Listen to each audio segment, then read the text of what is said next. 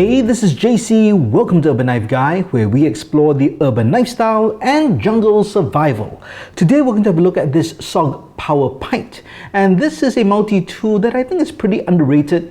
Several subscribers have mentioned this to me over the years and told me to check it out and how they like it more than a Leatherman. And I shout out to my buddy who got this for me for my birthday. So I'm really happy to show this to you. But first, if you watch this channel regularly but have not subscribed, please do so to help the channel out. And if you'd like to support the channel even more, do check out my shop links in the pinned comment or description below. You can even join as a channel member. Thanks a lot. So what I found interesting about this PowerPint, several things actually, but I think the main thing is there doesn't seem to be really many multi-tools of this size. So in terms of the closed length, this is 3.25 inches.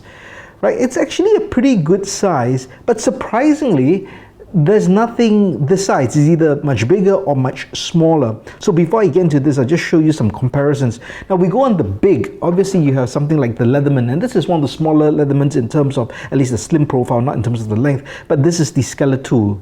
But if you talk about a smaller Leatherman, then you have this. This is the Rev. I've reviewed all these before actually. And this I found actually a really good entry-level Leatherman in terms of the price point and in terms of the functionality and of course that size. Now I thought this was a good size, but you can see the PowerPint is even smaller. Now we go on the other spectrum in terms of size. We have the Next 2 Mini Sailor. So that you can see is now much smaller with the Next 2 Mini Flagship, and then we have the Leatherman Squirt. But you can see this goes to the keychain kind of territory. This is like the full size territory. This is like the sweet spot in the middle, and I'm surprised that not many people have taken advantage of this particular size. So I can see why a lot of people like this particular tool, and I think there are three main reasons. One is the size. Second is the functionality. There are 18 tools in this, so that's really good. There are some different design elements compared to Leatherman, which also makes it pretty good. And of course, then comes the price point. So this is like $50 US. Maybe you can get it cheaper if there are sales or discounts, but that's pretty good for what you get compared to a Leatherman. For example, a current Leatherman Micra, which is the small keychain scissors tool, that's 45 US. So this kind of a tool which has much more capabilities, slightly bigger, but definitely I think maybe more user-friendly in terms of advantages and the tool set, that's only $5 more. So it seems like a no-brainer. Now the fit and finish is pretty good.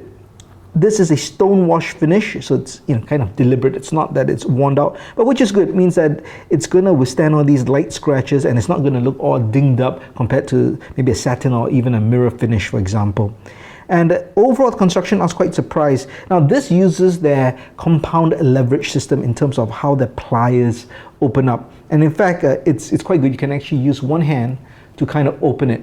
Now it's nothing like the Leatherman Arc or the Free, which is kind of freewheeling. But this makes it pretty easy to open with one hand if you want. So if you are one of those who likes to deploy the tools with just one hand, just for ease, and I'm sure if you brick it in, it's going to be better, you can do that with this. And that's kind of what they call the compound leverage system. And you have the main tool, which would be the pliers, and there's also wire cutters there. And then in the handles you get a variety of tools, just like you would in any multi-tool, and that's on the outside here. So I'll go through the tools, but I'll talk about one thing that I found difficult with this particular tool, and that is taking out these tools in the conventional way. Now I'll tell you what I mean. Now if you look at, for example, this would be the scissors. Normally you would expect to get kind of a nail nick, maybe a hole to be able to pull open the scissors this way from the end, because you have very little leverage if it's over this side. But in this case you can see it's all the way here. So if you wanted to open it, you have to stick your nail in. Okay, maybe I'll use this so that it won't block the camera. But a lot of stress is on my nail, right? I can feel it as I'm pulling this out. And if you have delicate nails, or you don't even have nails, you're going to find this very difficult. And that's the same for all the tools. So the way to deploy it's always all the way at the end, which is kind of the hardest, the least leverage you have. Now you could do that, right? That's fine, I guess. And then you have the same issue. Again, you can find a way to try to pull it open. And then when you come to the inner tools, there's no real way to, again, to kind of peel this up unless you use your nail. For example, for this mini driver here, you have to kind of stick your thumb in and put it up. And again, that's going to put stress on your nail, or it's going to dig into skin. It's just not comfortable. So I figured the best way to actually approach the opening of all these outside tools is not to just kind of force it this way. Of course you can if you're very hardy nails and you're used to it, but I'll suggest doing this. So what you're going to do is just going to use your nail, your thumbnail in this case, to just kind of offset it by a bit, right? Either side. So if you are talking about the left side, use your left thumb and just offset that a bit. Right thumb or right side, use your right thumb. And then you're going to use the pad of your third finger and you're going to just kind of hold it with friction in place, and then you're going to regrip your thumb and pull it out. All right, so it's going to look something like that. You're going to pull this, the pad of your third finger goes here just to hold it in place, then move your thumb from that finger hole or nail hole, grab it, and then pull that open. Right, you can see, look, even that nail, just by doing those things, I'm not bleeding, but you can see there's definitely a nick in my nail. So that shouldn't happen, or it would really turn people off if that happens to them every time they use it. So just kind of open it slightly. Sometimes you see, I don't even need to use my nail. I could use the pad of my thumb just to displace it. Then I press up with my third finger, regrip, and pull it open. Right? Same thing on the left side. I'll just displace it, use the pad of my third finger, press it, regrip, and I can open it. And I found that this is the best way to open the outside tools without damaging your nails or getting tools stuck underneath your fingernails. Now, to access these inside tools, I would have to do the same thing. It's a bit inconvenient in that sense. Instead of just accessing that single tool, just pull that open and then you can grab those tools. And then you have to close back these tools, for example, if you wanted this. And then you get that into place. So you can do that for all the tools, right? So once you get used to this, then it gets easier. Initially, I think it's not that user-friendly in terms of intuitiveness, right? Compared to, let's say, a normal Leatherman. But even some Leathermans get really stiff, and I find it hard to take out some of the tools. For example, the Wave. I don't like the Wave or Wave Plus simply because I find it hard to get the inner tools out.